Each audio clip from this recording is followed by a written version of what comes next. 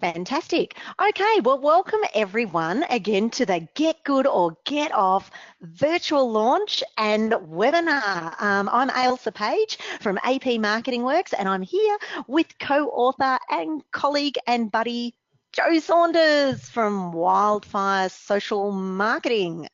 Yes, hello. I'm Say hello, Joe. over in Perth, over the other side of the country. Thanks to technology, we can be in the same room.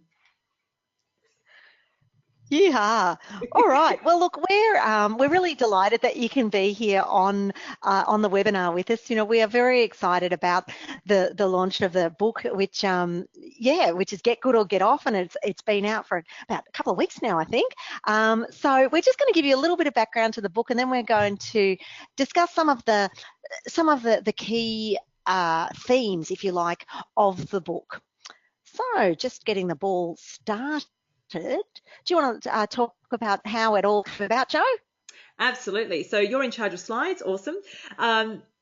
Yes. So Elsa and I met at the Professional Speakers Australia convention in 2014. I was engaged as a speaker. We were in the same room, and I did a workshop with the lovely Mel Kettle in our photo here. And we caught up for breakfast, bit of a chat, all really connected. And Elsa and I decided that we wanted to do something together. And decided we wanted to create a program or a book or something. So that's where the idea formulated. And then it was last year that at the same convention that we sat down for breakfast, and the name just came to us. I can't remember who actually came up with the name. It was just something that we came with over breakfast. I have no idea. I'm just going to claim it. I'll just pretend it's mine. Elsa came up with it. Let's go with. It was just one of those things like, that's it. That's the name. And then over the next 9 months, we brainstormed and brought the ideas together, which accumulated in us going to Marysville. So yes, and it was really good fun. So it's like for 9 months, it was literally like the idea was, gestating, and then we gave birth to the book in the wild, surrounded by wildlife in Marysville, and clearly wine as well, which is a big feature of our relationship, really. But there we go. So no, that was really, really exciting. So it took some time to obviously get it from the sort of writing it down stage to, well, I mean, I guess really until 2 weeks ago. But anyway, it's here, which is absolutely fantastic, and we're very, very, very excited. Okay, so our mission. Our mission is RASM. Now you're probably thinking, what on earth is RASM? I could let you guess, but I won't. I'll save you that pain. It stands for random acts of social media. And our mission is to eliminate those random acts. Also eliminate the overwhelm and the stress and the, just because when you're in business, there's so many things we need to do. And especially if you're a solopreneur or a very small business, and social media becomes this massive thing. And then you go into the vortex of Facebook and start watching cat videos and awesome stuff, and before you know it, you're lost, you're overwhelmed, and in that vortex of social media. But I guess one of the things that just drove us bananas is how badly people were doing social media, and so that's and not without any strategy. And so our mission really is to reduce the RASM that we see out there.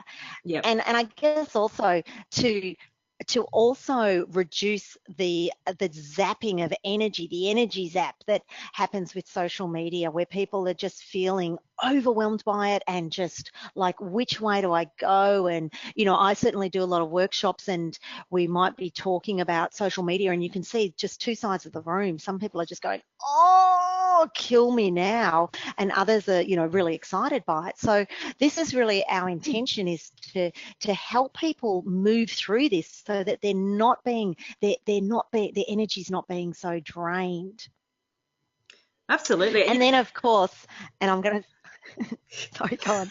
It's just the slide that I love. It's just come up, and it cracks me up every single time I see this. And I'm getting some great comments coming through here. Okay, so for me, the big thing that and what this particular picture represents for me is marketing delusion. Now, clearly the dog thinks he's a human. He's a little bit deluded. But it's it's just that so many people, when they're doing their social media, they are deluding themselves that like they're doing it badly, and they believe that, oh, I'm doing all this marketing, no, it's all great, my business is going to be fine because I'm doing all this social media. But for many people, they're just deluding themselves, because it's not actually getting any benefits that good marketing should be getting. So for me, I'm on a mission to get rid of the marketing delusion that's out there, because if you're doing bad social media, you're probably better off just doing no social media. That's right. And you can probably guess as to where we sit on each side. I mean, I specialize in LinkedIn training. Elsa comes from a more traditional background in marketing. So, yeah, we can probably allude to where we sit. So we just wanted to do a check-in right now to engage everybody on live on the webinar and to see where you are at right now. So are you completely over social media? So here we go. Do you love it? Or are you confused and just really not sure where you're going? So please just select one of the options that comes to gauge where you are right now, just to kind of give us some feedback. We'll just give you a few seconds to vote. Oh, I love this. This is good. Need some voting music. Can I say it was my first time ever doing, we should have put on the get good or get off, but I won't do that. First time I've ever done a poll. So can I just say, as in set it up, so I'm extremely excited that it's working. Okay, yeah. Let's have a look at this. So we've got a few people left to go. We've got a few people haven't voted. Oh, sorry, yes. So if you last chance, we're going to count down from 5. If you haven't voted, that's it. 5, 4, 3, 2, 1, go. Okay, the results are in. All right. There we go. So 77% of the sample audience have said that they are over it. 10% are over it. Okay. Ooh, there we go. 40% love it. I kind of thought that there'd be a lot of you that love it, and 60% are confused. Okay. Hang on a minute. There we go. I'm just thinking. You're wondering what, because it's 110%. Oh, I think some people maybe. I know, because I gave people options. There you go. And I guess it's okay to sit in two boxes. Because you can still. Absolutely, because you can love it and be confused, or you can be over it and confused. Yes. There we go. Oh, it's closed. There we go. Yeah. Now, does that mean that everyone else? Oh, anyway, whatever. I don't even know what happens at this point. I'm assuming there's these amazing graphics that are coming up on your screens, because they're not coming up on ours, but that's okay. It's on the back end. So the point is, we've got 60% who are confused, which is really good to hear. Oh, hang on, here we go. Because we've got the. I'm sharing poll results. Yeah, there we go. So you can see exactly where it's at. So this is exactly why we've written the book, to help you understand where it fits in your business, in your life, if you should get off, if you should get good, and how to get over that confusion. That makes sense. I'm holding my book as I'm talking. It's not really funny. You can't see me. I'm such a dag. Okay, I'm still obsessing about the poll. I need to stop obsessing about the poll. Right, moving along. Okay, and I guess the thing that we really that's really important here is a lot of people are investing a lot of their time and energy into social media. And the question is, are you putting all your eggs in one basket? And is it the right basket? And yes. are the eggs rotten?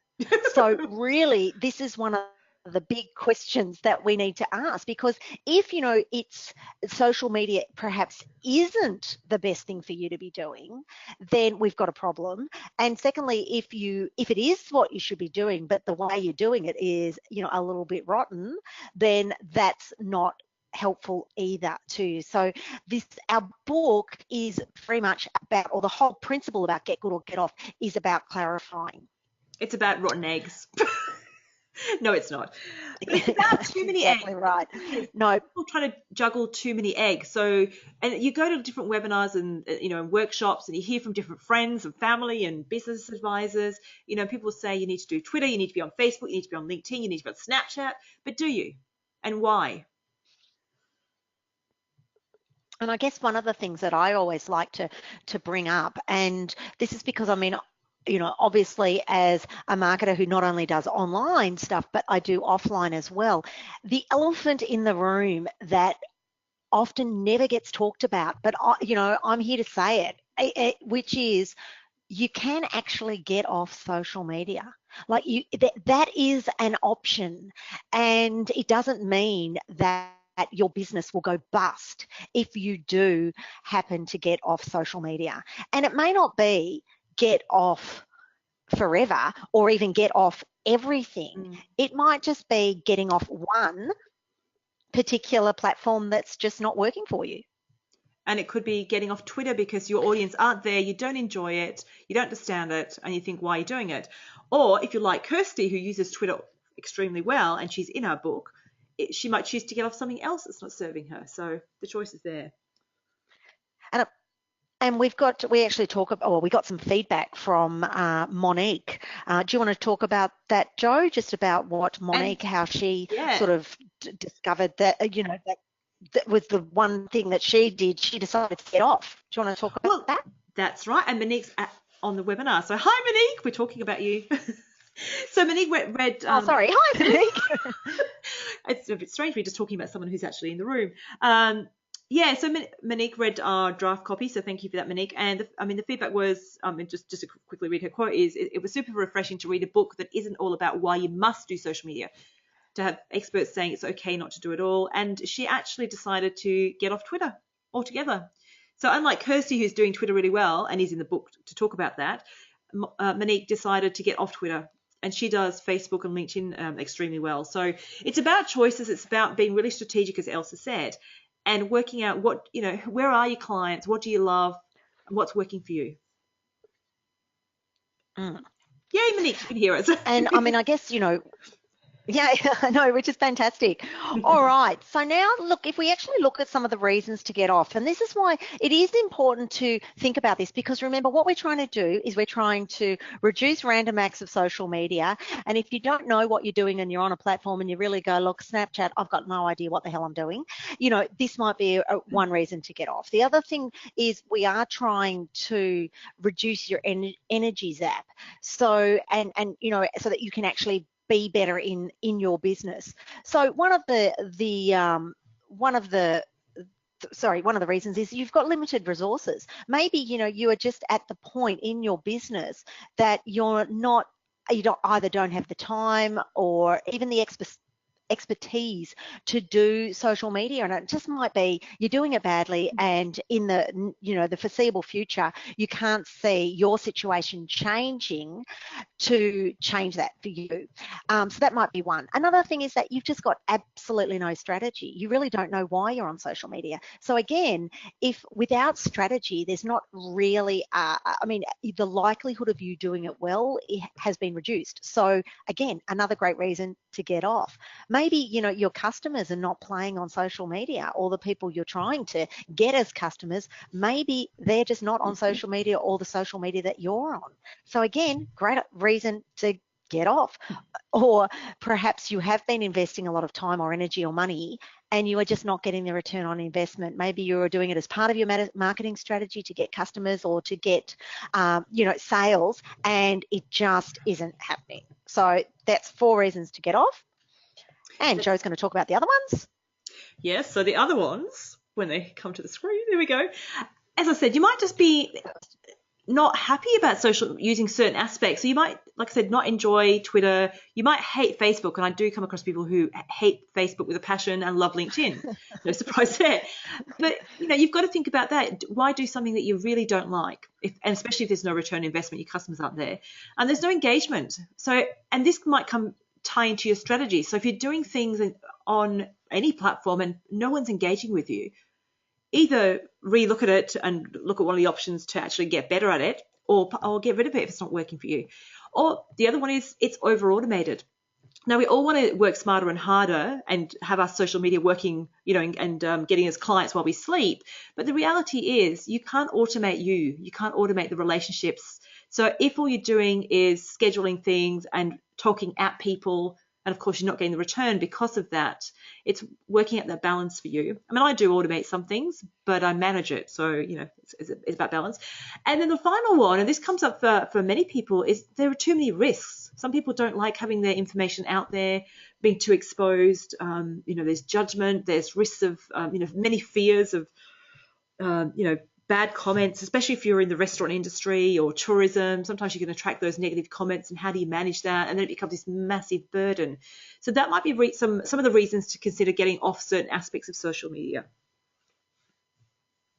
Yeah. And also, I mean, I must admit the too many risks one is so my favorite area, because, you just hear of all the disaster stories, like when there's someone's had a staff member or a colleague who's just gone really AWOL and just is horrible, or an ex-husband or something like that who's just like, stalking on Facebook and stalking on social media and just doing a terrible, doing terrible damage to your brand. So yeah, there's some that's definitely a really valid point. Alrighty ho. So reasons to get on. Exciting. This is my exciting part. Well, it's always really, I mean, I think whenever we're thinking about spending time or energy on an activity, particularly with our marketing, it's so important to be clear about, well, yeah, why are we doing it? What are the potential benefits? So I'm going to start at the bottom of the pyramid here and say, with social media, often we always think of it just as a promotion tool, but the reality is there's so many business tools that you can utilize, and this is a great reason to think about different platforms as well. So for example, that might be your, even just doing an event, having the event or closed group option, say on Facebook. But there's lots of things that you can use that actually can be helpful for your business. And so worth considering for sure. Then we've got just giving you an online presence. Now, I need to say, for a really valid online presence, you definitely need to have a website. And I believe that social media is not a substitute in any way, shape or form for a website, which should have all of your information in a way that is projecting you in the best light and able to, showcase your products and services. However, I also appreciate that for some people, particularly when they're new to business, or if they need to enhance their online presence, then you can do no better than looking at social media for your search engine optimization, just being found. Some people obviously are only searching through, are only searching for people on Facebook, for example, or even YouTube, and that's how they're going to find you. So to me, the business tools and presence are two excellent reasons to consider getting on either different platforms to the ones that you're on already, or just getting on full stop. So to expand on that, then the next step is then building an actual profile for yourself. So I believe everybody in business is a personal brand or a personal professional brand. And whether, whatever you do, whether you're a virtual assistant, whether you're a florist, whether you run a restaurant, you are the face of the business. So at some point, you're going to step up and actually own that space, which is where tools like LinkedIn are great. Obviously, that's my platform of expertise and favoritism, I suppose. But building that online profile so people know what you're about, what you're the thought leader on, so to speak. And then beyond that is the opportunities. So being available to be mentioned on whichever platform your ideal clients are on. And this is where it comes back to knowing where they are, knowing what they're using, knowing what problems they have and how you can help them. And being available for opportunities, whether it be new clients, it could be partnerships, it could be speaking engagements, it could be some travel opportunity, whatever it is you do, being there to accept those opportunities and find them as well. So using tools like LinkedIn to search properly, and using social media as a whole to find those opportunities, which then taps into the leads. And this is where the return on investment comes in. Those are leads, those clients that are ready to buy now. So for example, if I'm looking for say a mechanic, and often I go to my Facebook network and say, do you know a good mechanic in my area? And I'll use my list for my local area.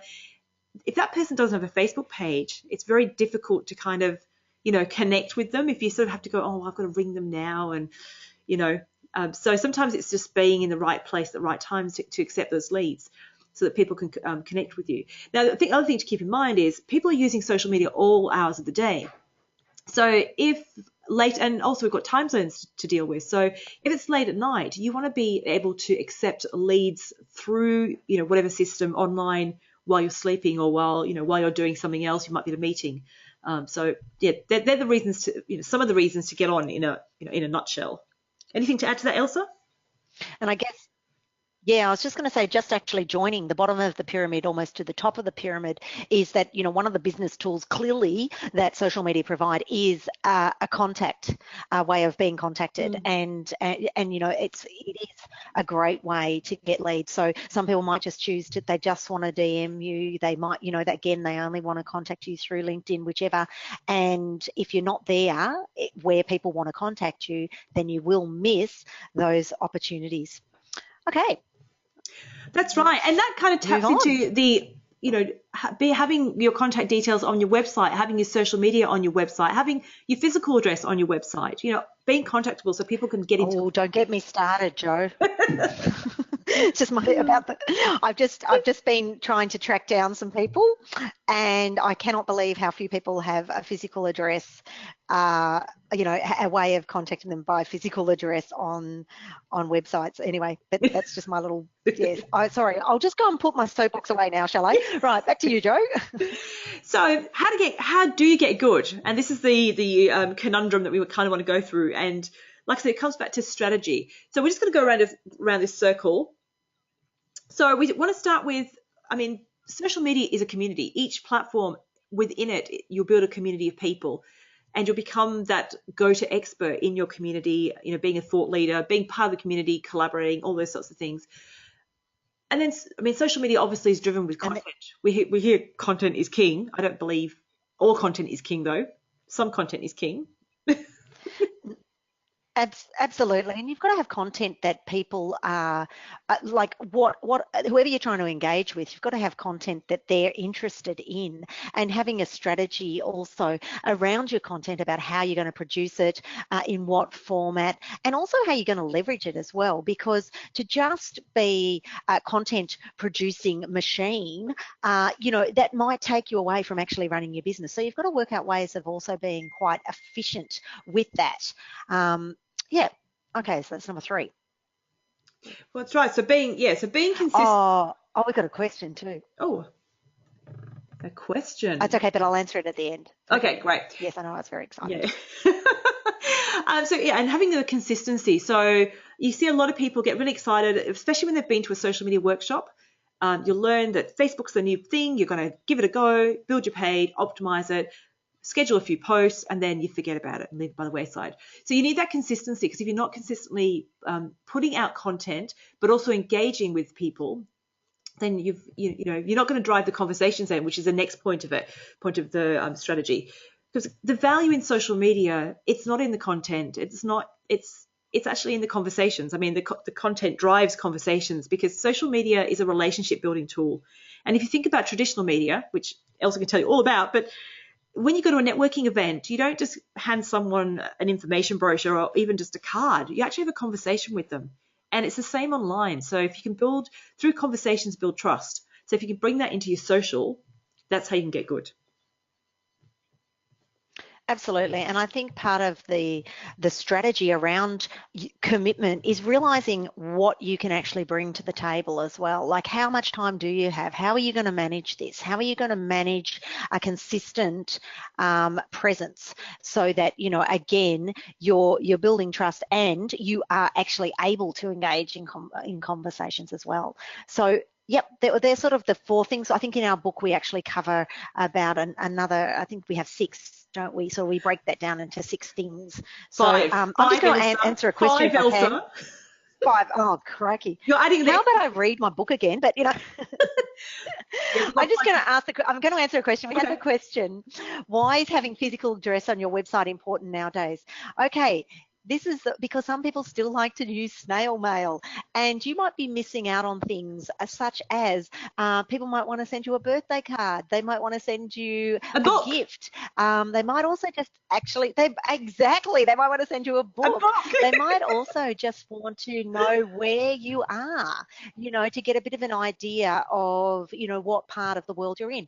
It doesn't, so to me, I also think, it's I think it's and someone says to send Christmas cards. Absolutely. Yes. And I think these things it also just shows that you're a little bit more transparent. I think, just to have not to have a contact either, just contact via the website without a phone number or whatever. I think it really starts to, it doesn't build transparency. And I think as a way of standing out, particularly in sort of, in our very online world, is to actually be a little bit transparent. That's my opinion. You can, everyone is very, very free to I go agree with that because, I mean, one of my first businesses, I used to run a pen friend club, which was all about snail mail. And then, of course, we go virtual. But these days, because everything is so virtual and we get so many emails, if your point of difference could be sending a mail out to somebody that's handwritten and personal. Well, I remember a social media company actually sending me snail mail, to actually promote their services. So, and again, it was probably just a cut through because everyone else was promoting, via social about, their agencies, and so they decided to do something a bit different. So, yeah, I mean, I think if you don't have a mailing address, who knows what you're missing out on. Really, you'd be missing out on those free pens that come once a year. It's fantastic. Anyway, all right. So we've got 5 minutes to go, so we better stay on track. Now, just to let you all know, we know that a lot of you have already bought our book, and we really thank you for coming on the webinar. And we hope that sort of if you haven't started reading the book, it now just gets you more excited to read it. And if you have been reading the book, we hope that this, us talking about the themes has made it a little bit clearer for you of our emphasis. But for those of you who haven't bought the book, we're actually giving everyone who's on the webinar we're gifting you the first chapter of the book. Now, it's on the handouts. Now, how do we do this? I don't even know, but it's there. It's in the panel. So do you all get a handout? How do we do this? Through the panel. Through the panel, everyone, if you go and look at your handout, you can download Get Good or Get Off Chapter 1. And if you have trouble if for whatever reason that stuff just let us know. And we'll organise to just email it to you. We'll go old school because clearly we won't be able to send it to you because we can't find addresses on websites. But no, we can definitely email it to you. All right. Over to you, Jo. Yeah, so have a look at the first chapter if you haven't already got the book to get a bit of a sneak peek into what it's about. And if we've piqued your interest enough, you might want to actually get the book. So there's a link to buying the book on either of our websites. We're both selling it, obviously. And then that you can get the PDF or Kindle version. That's the Australian link, but it's available all over the world as well. And we just wanted to finalize, wrap up with some thank yous because the book is, it's our baby, but we've included some chapter on success stories, and some people shared some of their stories and things that we've identified. So people like Cyril Kortleven, who is a professional speaker. Elsa and I met at a conference this year. He's from Belgium, and he talked about how he started his. He's a cracker. Oh, he's brilliant. Look him up on YouTube. He's got this ladder and banana story, but he uses LinkedIn. He used it to launch his professional speaking international career. So we've shared his story. And then the person that booked him happened to message me on LinkedIn and saw the conversation, and so we've quoted her in the book. Kirsty Wilson on the webinar, she shared her story. We've mentioned her a few times about how she uses Twitter. Daniel Flynn from Thank You, we've talked about him and some of their social media strategies they're using for their brand. Kate Lister, a UK home-based florist, she uses LinkedIn extraordinarily well, very surprised. And then a Perth restaurant bar called the Sandbar. They had a campaign that we've shared using Instagram and Facebook.